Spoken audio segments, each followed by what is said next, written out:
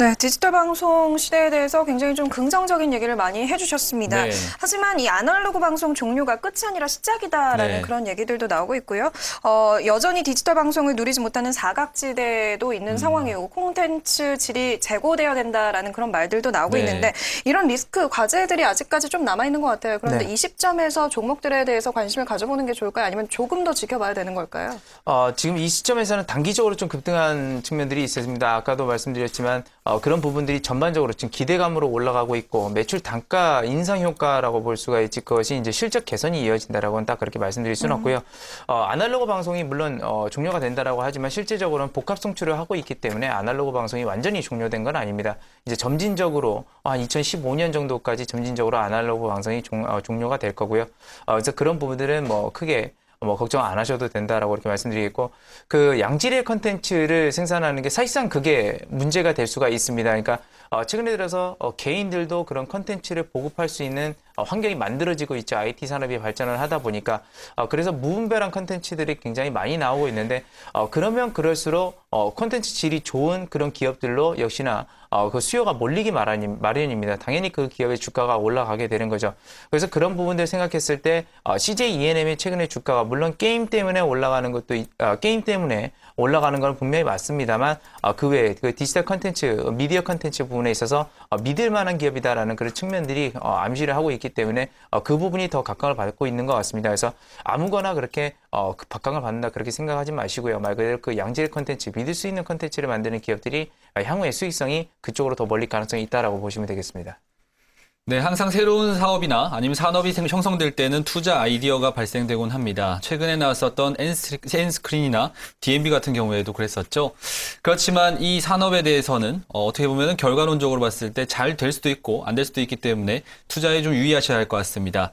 관련해서 볼만한 종목에 대해서는 CJ그룹주 제시되었습니다. 잘 참고해서 보시고요. 다음 이슈 한번 넘어가 보겠습니다. 네, 이번에 인수위 조직 개편과 관련해서 여러 가지 네. 변화가 좀 많은 것 같습니다. 이와 관련해서 또 시장에서 움직이는 종목들도 많은 것 같은데요. 자, 오늘은 ICT 산업 관련 얘기를 한번 해보도록 하겠습니다. 팀장님, 우선 ICT 산업이 어떤 건지 그리고 이번에 어떤 변화가 있는지부터 좀 설명해 주시죠. 네, 정보통신 그 방송 융합산업이 굉장히 어렵죠. 더 말하면서도 굉장히 어려운데요. 일단 ICT라고 하면 굉장히 광범위합니다. 사실 IT 융합산업이라고 하는데 지금 여기 집중되고 있는 것은 뭐냐면 바로 이제 미디어 통신 쪽이라고 이제 볼 수가 있겠죠. 정보통신 쪽이라고 볼 수가 있겠는데, 그래서 이제 최근에 들어서도 그런 부분들이 좀 많이 각광을 받으면서 이 미디어 컨텐츠 산업에 대한 그런 관심이 많이 이어지고 있고, 어제 같은 경우 박근혜 그 당선자가 그런 얘기를 했죠.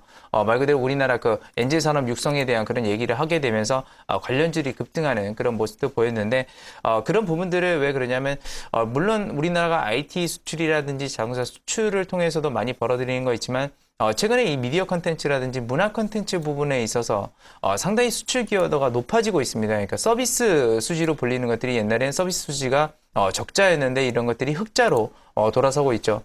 그런 점은 분명 SM이라든지 그런 부분들이 첫 번째로 이제 많이 기여를 했고, 그 다음에 이제 두 번째로는 사실상 그런 캐릭터들이나 그 나라를 대표할 수 있는 캐릭터들이 성공하게 되면 사실상 수출 기여도는 더 높아집니다. 우리가 보통 생각하는 그 월트 디즈니를 생각하게 되면 미국 그리고 미국의 그 수출 산업을 생각해 볼 수가 있는데요. 그거를 통해서 뭐 캐릭터 상품이라든지 그런 것도 만들기도 하지만 디즈니랜드를 통해서 또 수익성을 창출하기도 하고 그런 부분들이 말 그대로 원소스 멀티 유저다라고 해서 하나의 그 제품을 가지고 여러 가지 매출처를 확보할 수 있다는 게 이 디지털 미디어 컨텐츠라든지 전반적인 문화 컨텐츠 산업의 가장 큰 장점이다라고 이렇게 보시면 되겠습니다. 그리고 그뿐만 아니라 최근에 보게 되면 이제 또 온라인 기반으로 해서 제2의 벤처를 만들겠다 이런 얘기들도 많이 나오고 있죠. 물론 그 부분도 이제 일자리 창출이라든지 그런 부분도 상당히 필요하지만 말 그대로 온라인 기반으로 한 이 컨텐츠 산업 자체가 물론 공급이 어느 정도 확충이 됐지만 여전히 부족한 상황이고 질의 컨텐츠도 아직도 부족한 상황입니다. 그래서 그런 부분들을 더욱더 육성하겠다라는 측면으로 받아들이시면 되겠고요. 그래서 역시나 중견 및 중소기업 육성에 대한 과제가 이번 정부의 가장 큰 과제이기 때문에 그런 부분들을 해결하기 위한 노력이다라고 이렇게 보시면 되겠습니다. 그래서 물론 간략하게 이제 말씀을 드리자면 그런 부분들이 있는데 사실상 그렇죠. 컨텐츠 관련주들 그럼 어떤 걸 선택해야 될까라고 고민하는데 사실상 그 부분에서 가장 공짜로 수혜를 보는 기업들도 있습니다. 그러니까 이전에 그 디지털 방송이 시작된다고 했을 때 사실상 가장 큰 수혜주라고 한다면 KMH라는 기업이 맞았습니다. 이 기업은 가만히 있다가 송출만 하더라도 단가가 올라가기 때문에 똑같은 송출을 하더라도 수익성이 개선되기 때문이죠. 그럼 KMH가 맞았고 이 부분에 있어서 그러니까 우리가 인터넷으로 동영상도 보게 될 거고 그런 컨텐츠들을 방송을 통해서도 보게 될 거도 한데 거기서 저는 탑픽으로 뽑을 수 있는 게 바로 이제 KINX라고 보고 있습니다. 왜냐면 이게 KINX가 CDN이라는 사업을 하고 있는데요. 이게 뭐냐면 이제 컨텐츠 델리버리 시스템이라고 그래서 말 그대로 우리가 동영상 볼 때 그런 것들을 전송하는 시스템인데 최근에 들어서 대용량 트래픽들, 그러니까 동영상을 보게 되면 트래픽이 많아지게 되죠. 그래서 그런 부분들이 더 늘어나고 있고 각국 또 주요 기업들도 보게 되면 말 그대로 구글 같은 경우도 유튜브를 인수하는 그런 결과를 가져왔는데 그런 것들이 홍보에 있어서도 상당히 좋다라는 겁니다. 그래서 향후에 그 KINX의 우리나라의 독보적인 존재죠. 이 부분에 있어서요. 그렇다 보니까 역시나 이런 부분에 있어서는 향후 최대 수혜주가 될 수 있다는 점 말씀드릴 수 있겠습니다. 네, 어제 뉴스를 보니까 뽀로로죠. 어린이대 대통령이라고 불리는 뽀통령. 그러니까 뽀로로가 세상에 나온 지 10주년이 됐다고 합니다. 뭐 기념으로 영화도 진출한다고 하고 이제는 정말 컨텐츠가 세상을 움직이는 시대가 아닌가 생각이 됩니다. 탑픽 종목으로 KINX에 대한 얘기를 해주셨는데요. 네. 사실 KINX는 제가 지금 살펴보고 있는데 거래량이 한 36,000주 정도 거래가 됐거든요. 네. 그리고 또 최근에 보면은 급등을 한 적도 있었지만 좀 급락 상태가 큰 상태인데 대략적인 가격 전략을 한번 세워본다면 어떻게 세우면 좋겠습니까? 지금 가격이 네. 저는 그렇게 뭐 싸다라고 생각하지는 않습니다. 네. 그러니까 그렇다고 해서 너무 비싼 가격이다 그것도 아니고요.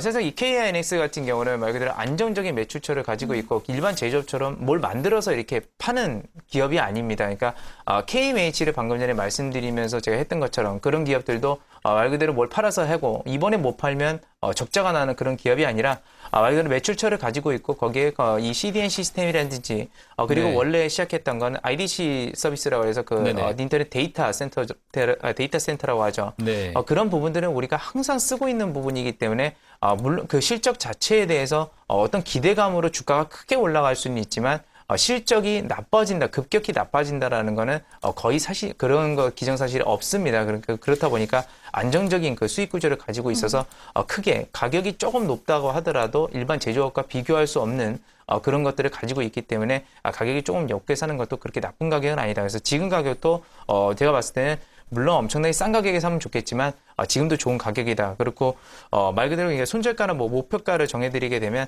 사실 손절가 같은 경우는 한 12,000원 선. 그러니까 최근에 어차피 저점을 다신 부분이었기 때문에 일단 그 부분에 대해서는 안정적인 좀 어떤 기반이 나올 수 있지 않을까 그렇게 생각하고 있고요.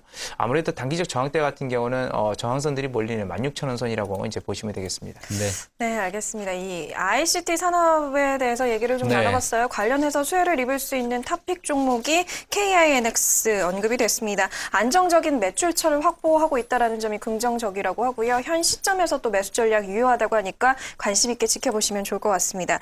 자, 마지막 이슈 한번 살펴볼게요. 오늘 증권사 리포트를 보니까요. 전자책 관련한 종목들의 호평을 한 리포트들이 있더라고요. 네. 예스24 같은 경우에는 그 호평에 힘입어서 현재 2.24% 급등세를 보이고 있는데요. 자, 아무래도 스마트폰과 탭 그리고 아이패드 보급이 좀 빨라지면서 전자책 시장 성장성이 있어 보이는 것 같습니다. 팀장님, 전자책 시장 전망 어떻게 하고 계신가요? 네, 전자책 시장 같은 경우는 뭐 상당히 긍정적입니다. 저 같은 경우는 이 책을 구입할 때 말 그대로 온라인에서 물론 구입하는 게 싸기도 하지만 어떤 것들을 보고 싶을 때 그런 것들을 하루 이틀 기다리는 것보다는 일반적으로 이제 바로 가서 사는 경우도 있습니다. 돈을 차라리 더 주고 사는 경우도 있는데 전자책은 말 그대로 우리가 결제를 해서 바로 볼 수 있다라는 장점이 있다라는 거죠. 그래서 그런 점들을 봤을 때는 오히려 전자책 시장이 더 커질 가능성이 굉장히 높다라는 그런 점이 있고요. 그리고 상대적으로 소비자들이 구매하는 그 가격이 이 온라인 서점에서 말 그대로 구입하는 것보다 훨씬 쌉니다. 근데 물론 문제는 있죠. 이 종이로 책을 읽는 것과 네. 그런 거 미디어 기기를 통해서 이제 보는 것과는 눈의 피로도가 틀리기 때문에 종이책을 선호하는 사람들도 여전히 많다라는 거고요. 그리고 미디어 기기를 많이 써본 사람들은 그걸로 읽는 것을 더 선호하는 그런 경향들도 있기 때문에 사실상 그렇게 낙관적인 그런 미래를 완벽하게 내놓을 수는 없다라는 점이 이 전자책 시장의 하나의 걸림돌이다라고 이렇게 보시면 되겠습니다. 그래서 전자책 시장 같은 경우는 물론 소비자들도 굉장히 좋은 그런 상태를 유지하고 있지만 이 업계 관계자들도 굉장히 좋은데요. 그대로 출판을 하나 할 때 이제 출판 업계가 있고요. 그다음에 이제 작가가 있죠. 작가가 있는데 그런 것들을 이제 출판하게 될 때 마케팅이라는 측면이라는 것과 그리고 말 그대로 책을 이제 발행을 하게 되면 발행 부스 이제 찍어낸다고 그러죠. 보통 그런 부분들이 그런 부분들이 만약에 안 팔리게 됐을 때는 그게 말 그대로 적자로 이제 돌아서는 그런 결과가 가져옵니다. 근데 전자책은 그럴 필요가 없죠. 말 그대로 저작권 보호라고 해서 DRM만 이제 걸어놓고 말 그대로 매출만 이렇게 발생시키게 되면 재고도 발생 안 하기 때문에 출판업계나 그 작가나 그런 부분들에 대해서 크게 부담이 없다라는 겁니다. 그래서 그런 점들이 상당히 우호적인 환경이 조성되고 있다라고 이렇게 보시면 되겠고요.